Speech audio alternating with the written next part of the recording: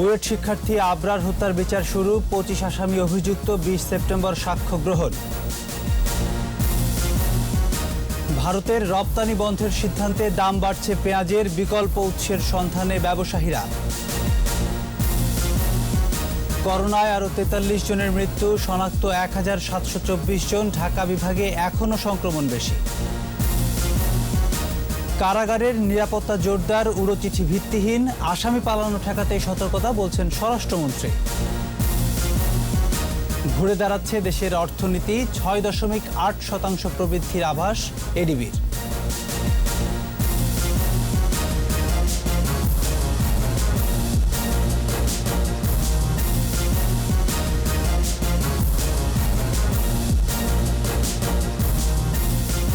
শুনছিলেন first security ইসলামী bank limited সংবাদ শিরোনাম। আমন্ত্রণ জানাচ্ছি সন্ধ্যা 7টার 21 সংবাদে, সাথে আছি আমি প্রণব চক্রবর্তী। দর্শক, 21 টেলিভিশনের সংবাদ একই সাথে সরাসরি দেখতে পাবেন আমাদের ফেসবুক পেজ www.facebook.com/2124 অনলাইনে। মাঝখানে ভ্যানিলা ক্রিম আর দুই পাশে বিস্কুট, ইয়াম্মি মজা। ক্রিমও খাও নিজের স্টাইলে। এছাড়া সংবাদে আরও থাকছে, দেশেই সব ধরনের বোন মেরো ট্রান্সপ্ল্যান্ট করা যাবে, মিলে গেলে নেওয়া যাবে যে কারো টিস্যু।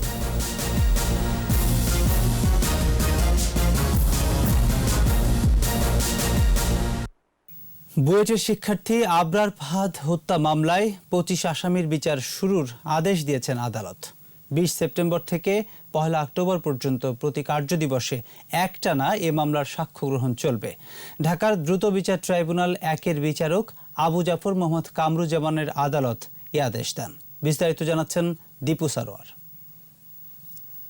বুয়েটের শেরেবাংলা হলের আবাসিক ছাত্র ও তড়িৎ কৌশল বিভাগের 2য় বর্ষের শিক্ষার্থী আবরার ফাহাদকে গত বছরের 6 অক্টোবর রাতে ছাত্রলীগের এক নেতার কক্ষে নির্যাতন চালিয়ে হত্যা করা হয়। পরদিন আবরারের বাবা বরকতুল্লাহ রাজধানীর চকবাজার থানায় হত্যা মামলা দায়ের করেন।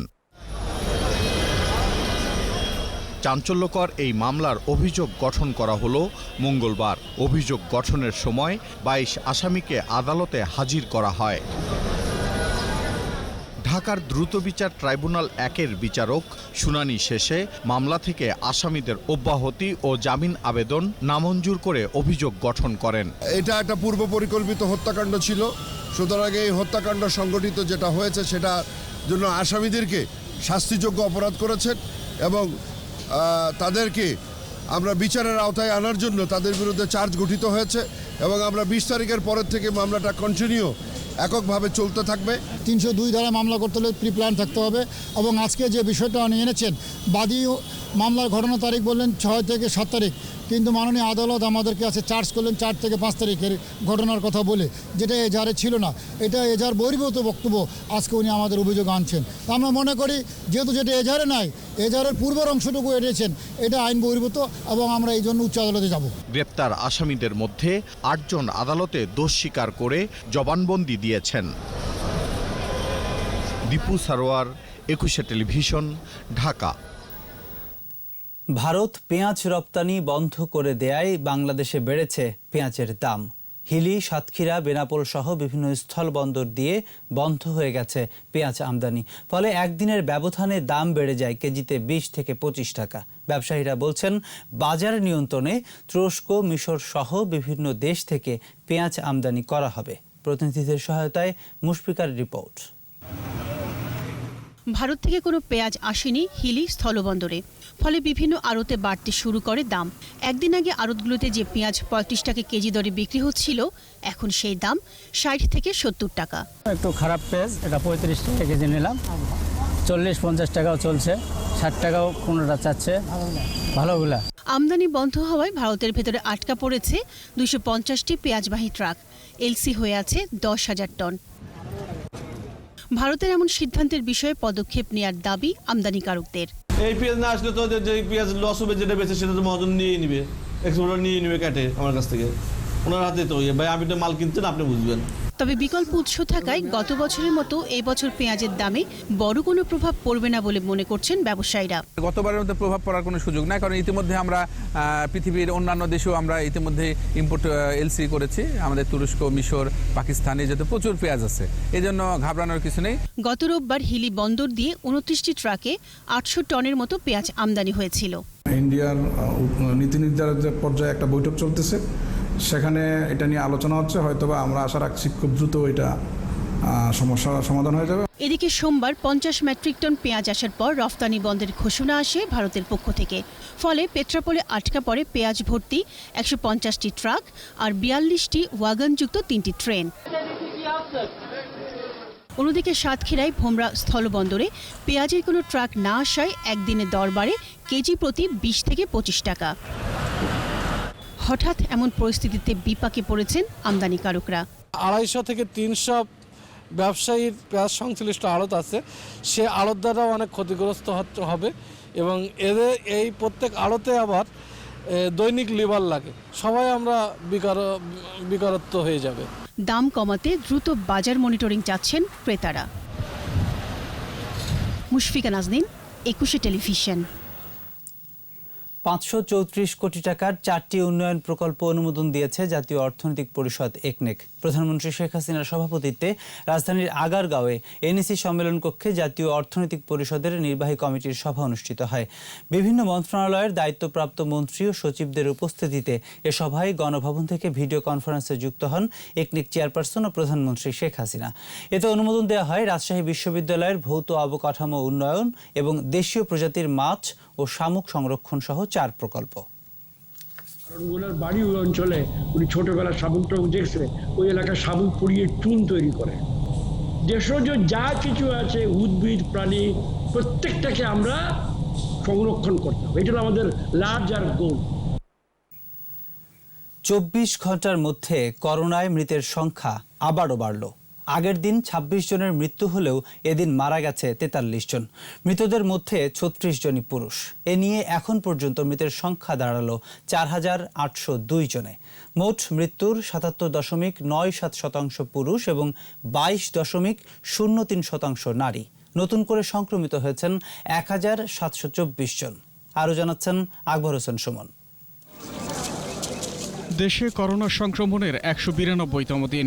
মাসখানেক আগে থেকেই সবকিছু স্বাভাবিক নিয়মে ফিরিয়ে আনার নানা নির্দেশনা দৃশ্যমান, তবে সংক্রমণ কিংবা মৃত্যু খুব একটা কমেনি।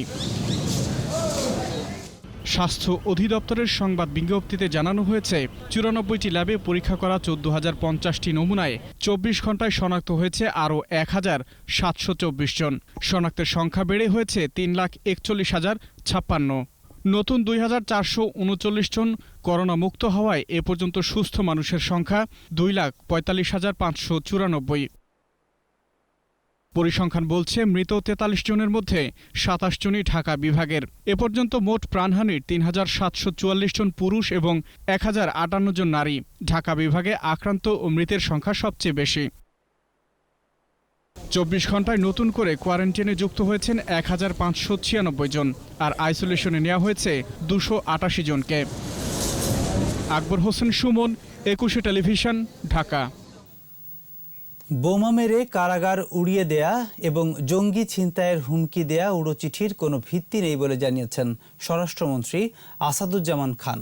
সচিবালয়ে সাংবাদিকদের তিনি জানান, আসামি পালিয়ে যাওয়ার ঘটনা বিবেচনায় কারাগারের নিরাপত্তা জোরদার করা হয়েছে। এর সাথে হুমকি দেয়া চিঠির কোনো সম্পর্ক নেই। বোমা মেরে কারাগার উড়িয়ে জঙ্গি ছিনতাইয়ের হুমকি দেয়া উড়ো চিঠি পান লালমনিরহাটের জেলা প্রশাসক ও কারাগারের জেল সুপার। এরপরই দেশের 68টি কারাগারে জরুরি চিঠি পাঠিয়ে নিরাপত্তা জোরদার করা হয়েছে।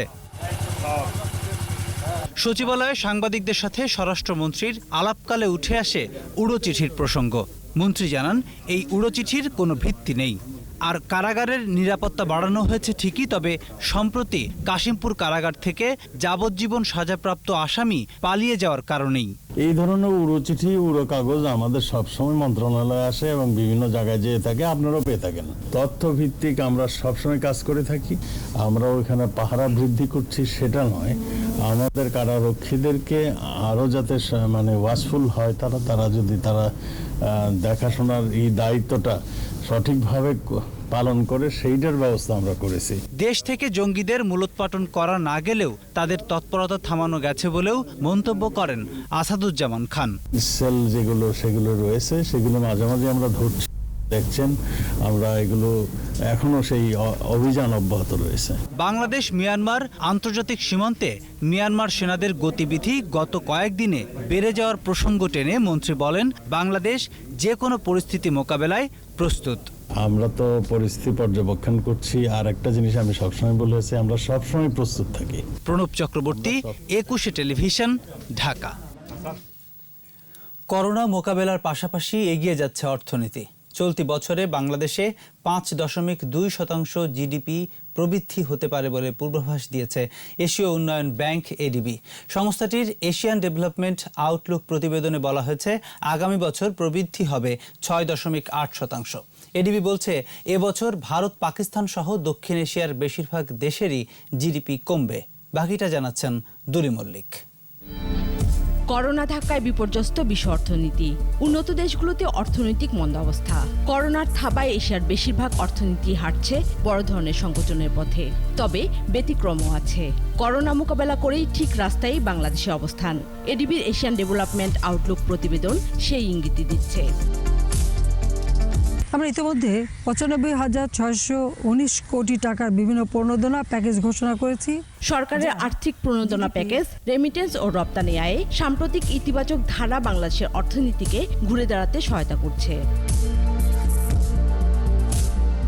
আর অর্থনৈতিক পুনরুদ্ধারের চলমান ধারা টেকসই করতে সামষ্টিক অর্থনীতির বিচরণ ব্যবস্থাপনা এবং সরকারের নেওয়া কর্মসূচিগুলো দ্রুততার সাথে বাস্তবায়নের পরামর্শ এসেছে প্রতিবেদনে। তবে এখনও মহামারীকে বড় ঝুঁকি বলে মনে করছে এডিবি। বাংলাদেশ ও তার রপ্তানির বাজারে মহামারী দীর্ঘায়িত হলে জিডিপির প্রত্যাশিত প্রবৃদ্ধি না হওয়ার আশঙ্কা সংস্থাটির। এদিকে গত 60 বছরের মধ্যে এবারই অর্থনৈতিক সংকোচনের দিকে যাচ্ছে এশিয়ার উন্নয়নশীল দেশগুলোর সামগ্রিক অর্থনীতি। এসব দেশের অর্থনীতি সংকুচিত হতে পারে 0.7%।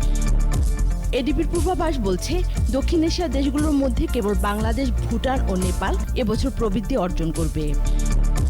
দুলি মল্লিক, 21 টেলিভিশন।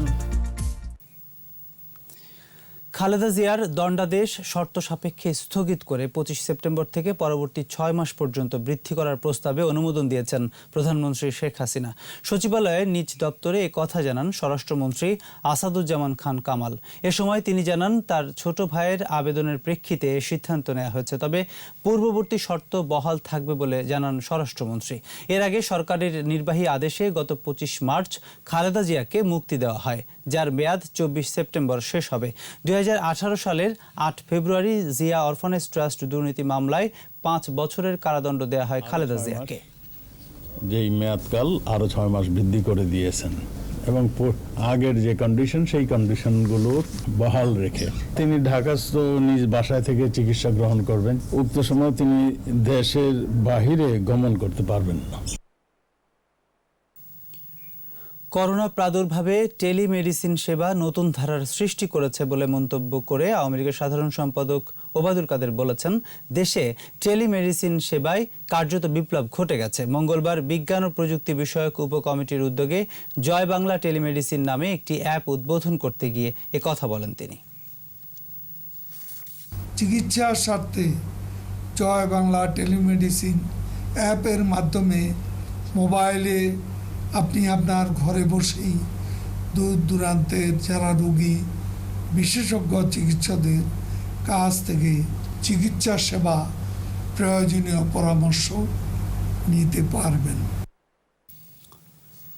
করোনার কারণে থমকে থাকা অবস্থা থেকে বেরিয়ে নতুন স্বাভাবিক রাজনীতিতে প্রবেশ করেছে আওয়ামী লীগ। আবারও সাংগঠনিক কর্মকাণ্ড পুরোদমে শুরুর পরিকল্পনা কেন্দ্রীয় নেতাদের। দলের ভাবমূর্তি অক্ষুণ্ণ রেখে সব পর্যায়ের নেতাকর্মীদের আরও সক্রিয় ভূমিকা রাখার আহ্বান তাদের। বিস্তারিত থাকছে রিপোর্টে। সবকিছুর মতো করোনা থামিয়ে দিয়েছিল রাজনীতিকেও। প্রায় সবগুলো রাজনৈতিক দলই বন্ধ করে দেয় সকল কর্মকাণ্ড। সংক্রমণ রোধে আওয়ামী লীগও সাংগঠনিক কর্মকাণ্ডের রাশ টেনে ধরে। তবে দুস্থ অসহায়দের সহায়তার পাশাপাশি কৃষকের ধান কাটতে মাঠে নামে নেতাকর্মীরা। ভিডিও কনফারেন্সে যুক্ত হয়ে সবকিছুই মনিটরিং করেছেন দলের সভাপতি প্রধানমন্ত্রী শেখ হাসিনা। অর্থনীতির চাকাটা যাতে গতিশীল থাকে, মানুষের স্বাস্থ্যের দিকে নজর রেখে সেগুলি যেন পরিচালিত হতে পারে। এরই মধ্যে সংক্রমণ কিছুটা কমেছে, নতুন স্বাভাবিক জীবনের মতো নতুন স্বাভাবিক রাজনীতিরও শুরু। আর শুরুতেই সাংগঠনিক দিকে নজর আওয়ামী লীগের। খুব ধীরে করোনা পরিস্থিতির উন্নতি হচ্ছে এবং আমরা সাংগঠনিক তৎপরতা স্বাস্থ্যবিধি মেনেই স্বাভাবিক করার চেষ্টা আমরা শুরু করেছি। এরই মধ্যে জেলা কমিটিগুলোকে পূর্ণাঙ্গ করতে নির্দেশ এসেছে দলের নীতি নির্ধারণী পর্যায় থেকে। সেন্ট্রাল কমিটির সঙ্গে কতগুলো উপকমিটি আছে, সেই উপকমিটিগুলি আস্তে আস্তে গঠন করা হবে। তারপরে একে একে জেলা উপজেলা কমিটি যেখানে যেখানে এখনো করা বাকি সেগুলিকে করা হবে। দ্রুতই সংগঠন গতিশীল হবে বলে আশাবাদী কেন্দ্রীয় নেতারা। প্রণব চক্রবর্তী, 21 টেলিভিশন, ঢাকা। অনুমোদনহীন বিলবোর্ড সাইনবোর্ড অপসারণ অভিযান শুরু করেছে উত্তর সিটি কর্পোরেশন। গুলশানের নগর ভবনের সামনে থেকে ডিএনসিসির মেয়র এই অভিযান শুরু করেন। এ সময় তিনি একটি বাসযোগ্য পরিচ্ছন্ন নগর বিনির্মাণের ঘোষণা দেন। সাইদুল ইসলামের সহায়তায় মাহমুদ হাসানের রিপোর্ট। 15 সেপ্টেম্বর থেকে অনুমোদনহীন বিলবোর্ড সাইনবোর্ড অপসারণের ঘোষণা দিয়েছিলেন ঢাকা উত্তর সিটি কর্পোরেশনের মেয়র মোহাম্মদ আতিকুল ইসলাম। নগরীর সৌন্দর্য অটুট রাখতে এই উচ্ছেদ অভিযান শুরু করেন মেয়র নিজেই। সকালে নগর ভবনের সামনে থেকে অভিযান শুরু হয়। ক্ষমতাশীল কারো অনুরোধে অনুমোদনহীন সাইনবোর্ড বিলবোর্ড রাখা যাবে না বলেও হুঁশিয়ারি দেন মেয়র আতিকুল ইসলাম। আজকে আপনি যাদের সাইনবোর্ড নামাচ্ছি আপনারাই নিজেরাই বুঝতে পারেন যে তারা কত বড় গ্রুপ, তার ক্ষমতাধর গ্রুপ। এটাও কিন্তু নামিয়ে দিচ্ছি আমরা এটাকে ফলো আপ করব। একই সাথে পথচারীদের মুক্ত চলাচল নিশ্চিত করতে ফুটপাত দখলমুক্ত করারও উদ্যোগ নেওয়া হয়েছে। যে বিজনেস ওরিয়েন্টেড এবং তারা ডেভেলপার, তারা সিটিতে যে সাইনবোর্ড লাগিয়েছে তারা সিটিতে তার ট্যাক্স দেবে না কেন? সিটিতে ট্যাক্স দিতে হবে। সিটির সৌন্দর্য করতে গেলে আমাদের নিয়ম আছে, সিটি ট্যাক্স দিতে হবে। নিয়মিত কর পরিশোধের জন্য নগরবাসীর প্রতি আহ্বান জানান মেয়র আতিকুল ইসলাম। মাহমুদ হাসান, 21 টেলিভিশন, ঢাকা। জ্ঞাত আয় বহির্ভূত সম্পদ অর্জনের অভিযোগে ক্যাসিনো কাণ্ডের অন্যতম হোতা গ্যান্ডারিয়া থানা আওয়ামী লীগের বহিষ্কৃত সহসভাপতি এনামুল হক এনু ও যুগ্ম সম্পাদক রূপন ভূঁইয়াকে কেন জামিন দেয়া হবে না তা জানতে চেয়ে রুল জারি করেছেন হাইকোর্ট। বিচারপতি মোহাম্মদ নজরুল ইসলাম তালুকদার ও বিচারপতি আহমেদ সোহেলের হাইকোর্ট বেঞ্চ এ রুল জারি করেন। গত 15 জুন আলাদা মামলায় এই দুই ভাইয়ের জামিন আবেদন নামঞ্জুর করেছিলেন ঢাকা মহানগর সিনিয়র স্পেশাল জজ KM ইমরুল কায়েস। এরপর তারা হাইকোর্টে জামিন চেয়ে আবেদন করেন। গত বছর 23 অক্টোবর 35 কোটি টাকা জ্ঞাত আয় বহির্ভূত সম্পদ অর্জনের অভিযোগে এই দুজনের বিরুদ্ধে মামলা করে দুদক। আদালত শুধু রুল ইস্যু করেছে যে 2 সপ্তাহের জন্য কেন তাদেরকে জামিন দেওয়া হবে না। ওনারা জামিন চেয়েছিল, জামিন না দিয়ে শুধু রুলটা ইস্যু করেছে। এখন আমরা রুলের জবাব দিব, আমাদের সর্বশেষ অবস্থান ওখানে জানাবো। লিবিয়ায় মানব পাচারের পর 26 জন মারা যাওয়ার মামলায় মোসাম্মদ সঞ্জিদাকে জামিন দিয়েছেন হাইকোর্ট। বিচারপতি মোহাম্মদ জাহাঙ্গীর হোসেন ও বিচারপতি মোহাম্মদ বদরুজ্জামানের ভার্চুয়াল হাইকোর্ট বেঞ্চ এই আদেশ দেন। সঞ্জিদার বিরুদ্ধে রাজধানীর পল্টন থানায় মানব পাচারের অভিযোগে মামলা দায়ের করে পুলিশ। ওই মামলায় তিনি জামিন পেলেন। গত 28 মে লিবিয়ার ত্রিপোলিতে সন্ত্রাসীদের গুলিতে 26 বাংলাদেশি নিহত হন। এরপর আইন শৃঙ্খলা রক্ষাকারী বাহিনী দেশের বিভিন্ন এলাকা থেকে মানব পাচারকারী ও বিদেশে অবৈধ উপায়ে শ্রমিক পাঠানো দালালদের গ্রেপ্তার করে। ওই ঘটনার পর এ পর্যন্ত বিভিন্ন থানায় মানব পাচারের অভিযোগে 22টি মামলা দায়ের করেছে পুলিশ।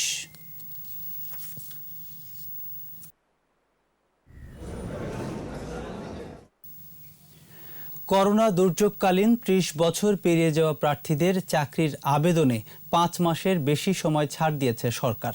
মঙ্গলবার জনপ্রশাসন প্রতিমন্ত্রী জানান, প্রধানমন্ত্রী শেখ হাসিনার নির্দেশে সরকারি চাকরি প্রত্যাশীদের এ সুযোগ দেয়া হচ্ছে। 25শে মার্চ যাদের বয়স 30 বছর হবে তারা আগস্ট পরবর্তী সময়ে নিয়োগ বিজ্ঞপ্তিতে আবেদনের সুযোগ পাবেন। প্রতিমন্ত্রী বলেন, করোনায় সরকারি বেসরকারি চাকরির নিয়োগ স্থগিত ছিল, তাই এই সুযোগ দেয়া হয়েছে।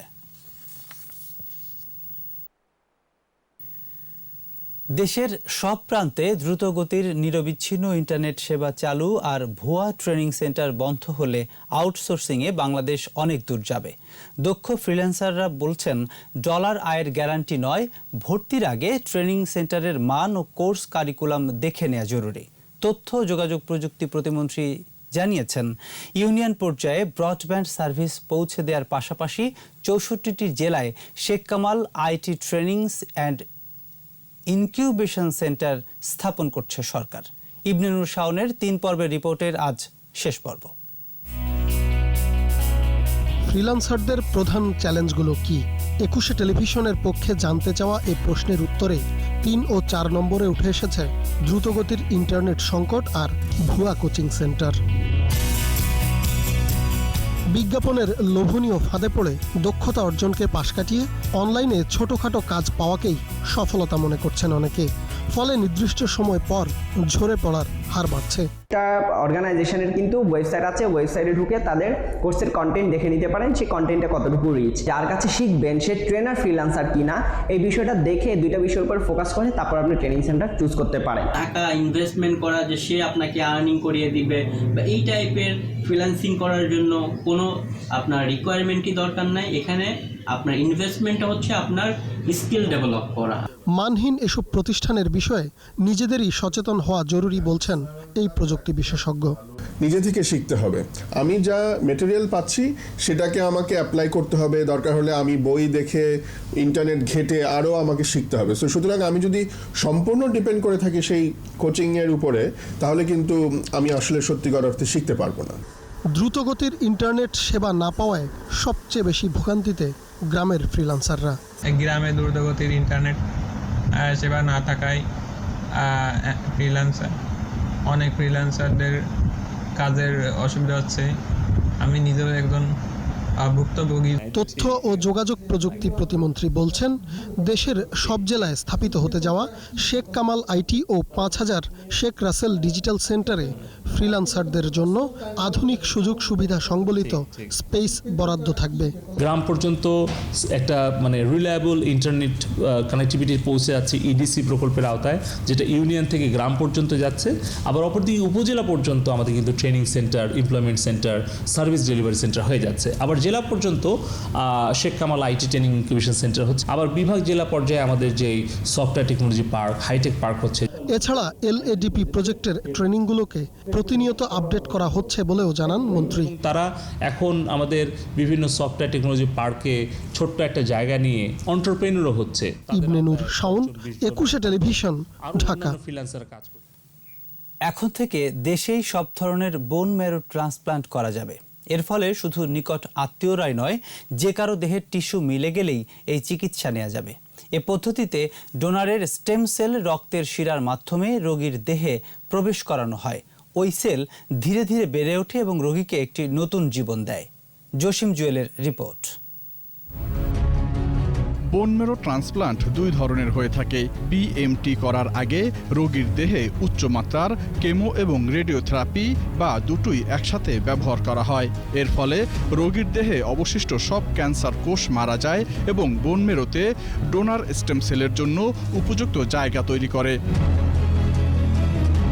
রাজধানীর এভারকেয়ার হাসপাতালে এখন সব ধরনের বোন ম্যারো ট্রান্সপ্লান্টই হচ্ছে।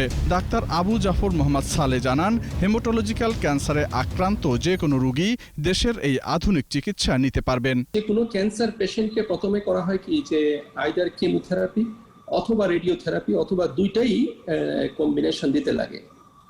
এটা দেওয়ার পরে তার বডির যত ইমিউনিটি, তার যে ক্যান্সার সেল, এগুলোকে মেরে ফেলা হয়, রেসিডিউয়াল যদি কিছু থাকে। তো ডোনার থেকে ফ্রেশ বা নর্মাল টিস্যু নিয়ে ব্লাডের মতোই ট্রান্সফিউশন করে দেওয়া হয় পেশেন্টের শরীরে।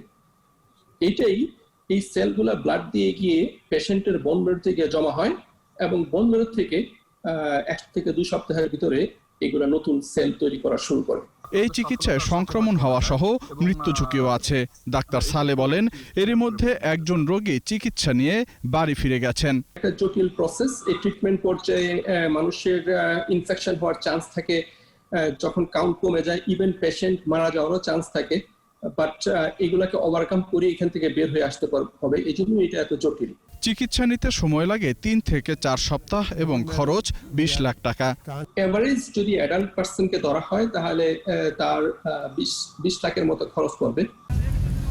জসিম জুয়েল, 21 টেলিভিশন, ঢাকা। অবৈধ সংযোগ বিচ্ছিন্ন করতে নারায়ণগঞ্জে অভিযান শুরু করেছে তিতাস কর্তৃপক্ষ।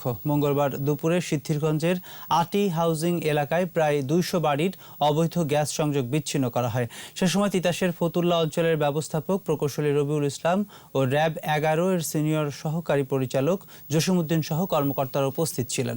বায়তুস সালাত জামে মসজিদে দুর্ঘটনায় 31 জন নিহত হওয়ার ঘটনায় জেলার সর্বত্র অবৈধ গ্যাস সংযোগ বিচ্ছিন্নের দাবি ওঠে। জেলার প্রায় 50,000 আবাসিক বাড়িতে অবৈধ সংযোগ রয়েছে।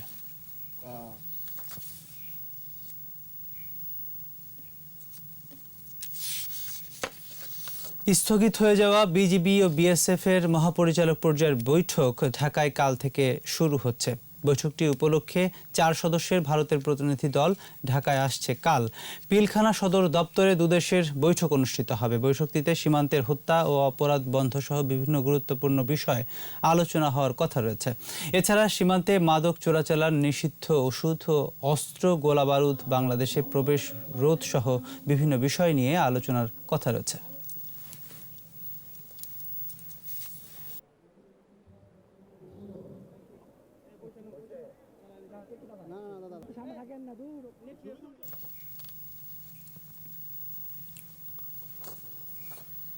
স্থগিত হয়ে যাওয়া বিজিবি ও বিএসএফ এর মহাপরিচালক পর্যায়ের বৈঠক ঢাকায় কাল থেকে শুরু হচ্ছে।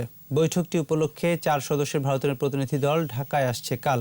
পিলখানা সদর দপ্তরে দুদেশের বৈঠক অনুষ্ঠিত হবে। বৈঠকটিতে সীমান্তে হত্যা ও অপরাধ বন্ধ সহ বিভিন্ন গুরুত্বপূর্ণ বিষয়ে আলোচনা হওয়ার কথা রয়েছে। এছাড়া সীমান্তে মাদক চোরাচালান, নিষিদ্ধ ওষুধ ও অস্ত্র, গোলাবারুদ, বাংলাদেশে প্রবেশ রোধ সহ বিভিন্ন বিষয় নিয়ে আলোচনার কথা রয়েছে। এবারে সোশ্যাল ইসলামী ব্যাংক লিমিটেড বাণিজ্য সংবাদ।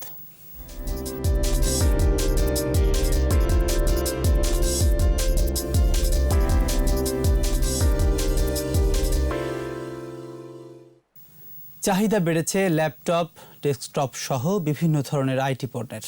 করোনার কারণে আন্তর্জাতিক পণ্য পরিবহন ব্যাহত হওয়ায় ক্রেতা চাহিদা অনুযায়ী পণ্য সরবরাহ করতে পারছেন না ব্যবসায়ীরা। চাপ আছে কম্পিউটার সার্ভিসিং প্রতিষ্ঠানেরও। করোনার প্রভাবে অনলাইনে অফিস এবং শিক্ষা কার্যক্রমের পরিধি বাড়ায় চাহিদা বেড়েছে আইটি পণ্যের, আর দাম বেশি বলে অভিযোগ ক্রেতাদের। ইবনে নূর শাওনের আরেকটি রিপোর্ট।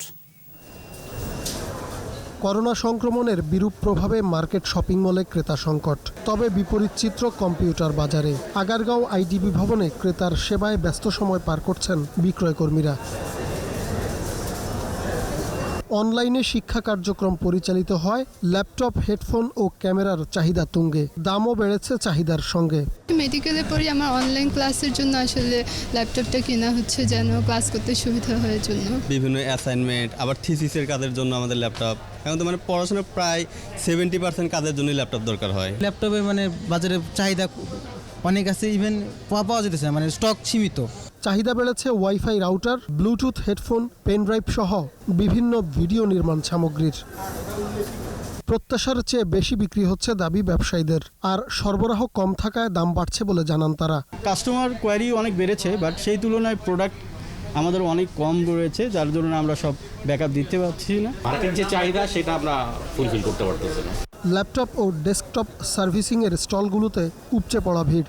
যে ডিভাইসটা নষ্ট আছে সেটা রিপেয়ার করার জন্য এখন এই জিনিসগুলো করছে, যার কারণে আমরাও একটু প্রেশারে আছি যে প্রচুর পরিমাণে সার্ভিস হচ্ছে। মার্কেট খোলার পর থেকে প্রায় 40% বিক্রি বেড়েছে। 30 থেকে 40% আমরা পাচ্ছি গত 4 মাস যাবে। আপনারা জানেন আমরা মার্কেট গভর্নমেন্ট ডিক্লেয়ারের পরে যখন 10টা থেকে 4টা পর্যন্ত মার্কেট খোলা ছিল, আমরা তখন শুরু করি আমরা মে মাসের 10 তারিখ, তখন থেকে আমরা সারাটা পেয়েছি।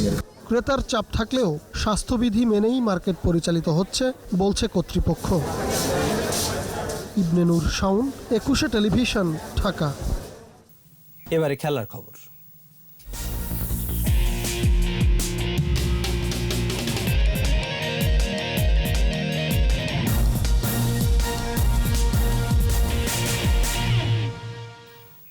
করোনা পরিস্থিতিতে বন্ধ থাকার পর বেশ কিছুদিন ধরেই ব্যক্তিগত অনুশীলন করছেন ক্রিকেটাররা। আর এই সুযোগকে ভালোভাবেই কাজে লাগিয়েছেন তাইজুল ইসলাম। এবার নতুন বোলিং অ্যাকশন নিয়ে মাঠে নামার অপেক্ষায় টাইগার এই স্পিন বলার। আমার যে আগের অ্যাকশনটা ছিল আসলে জায়গায় জায়গায় বল করাটা অনেক সুবিধা ছিল, বাট ওই অ্যাকশনটাতে 3 ফরম্যাটটা কন্টিনিউ করাটা ডিফিকাল্ট। বিভিন্ন ভেরিয়েশনের কথা চিন্তা করে আর কি অ্যাকশনটা চেঞ্জ করা। তো আমি ইনশাআল্লাহ আল্লাহর রহমতে ইতিমধ্যে আমি ফলাফলও পাচ্ছি ব্যাটসম্যানদেরকে বল করে, বা আমি ভেরিয়েশনগুলো করতে আমাকে হেল্প করতেছে আর কি নতুন অ্যাকশনটা। সবচেয়ে বেশি আয় করা ফুটবলারদের মধ্যে লিওনেল মেসি শীর্ষে। যুক্তরাষ্ট্রের অর্থ বাণিজ্য সাময়িকী ফোর্বসের প্রকাশিত তালিকায় সবার উপরে এই বার্সা তারকা। ফোর্বস বলছে 2020 সালে $12.60 কোটি আয় করে সবার উপরে আছেন আর্জেন্টাইন তারকা মেসি। $11.70 কোটি নিয়ে দ্বিতীয় স্থানে জুভেন্টাসের পর্তুগিজ স্ট্রাইকার ক্রিস্টিয়ানো রোনালদো। পিএসজির ব্রাজিলিয়ান তারকা নেইমার $9.60 কোটি নিয়ে আছেন 3-এ। ফুটবলারদের আয়ের তালিকায় গত বছরও একই অবস্থানে ছিলেন এই 3 তারকা। এর সাথে শেষ করছি সন্ধ্যা 7টার 21 সংবাদ। যাবার আগে ফার্স্ট সিকিউরিটি ইসলামী ব্যাংক লিমিটেড সংবাদ শিরোনামগুলো আরও একবার। বুয়েট শিক্ষার্থী আবরার হত্যার বিচার শুরু, 25 আসামি অভিযুক্ত, 20 সেপ্টেম্বর সাক্ষ্য গ্রহণ। ভারতের রপ্তানি বন্ধের সিদ্ধান্তে দাম বাড়ছে পেঁয়াজের, বিকল্প উৎসের সন্ধানে ব্যবসায়ীরা। করোনায় আরও 43 জনের মৃত্যু, শনাক্ত 1724 জন। ঢাকা বিভাগে এখনও সংক্রমণ বেশি। কারাগারের নিরাপত্তা জোরদার, উড়োচিঠি ভিত্তিহীন, আসামি পালানো ঠেকাতেই সতর্কতা বলছেন স্বরাষ্ট্রমন্ত্রী। ঘুরে দাঁড়াচ্ছে দেশের অর্থনীতি, 6.8% প্রবৃদ্ধির আভাস এডিবির।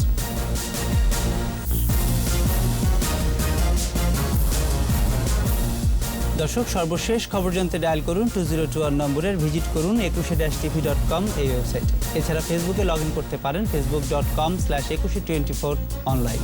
আমাদের পরের সংবাদ রাত 9টায় দেখার আমন্ত্রণ রইল। স্বাস্থ্যবিধি মেনে চলুন, সুস্থ থাকুন, 21-এর সাথেই থাকুন।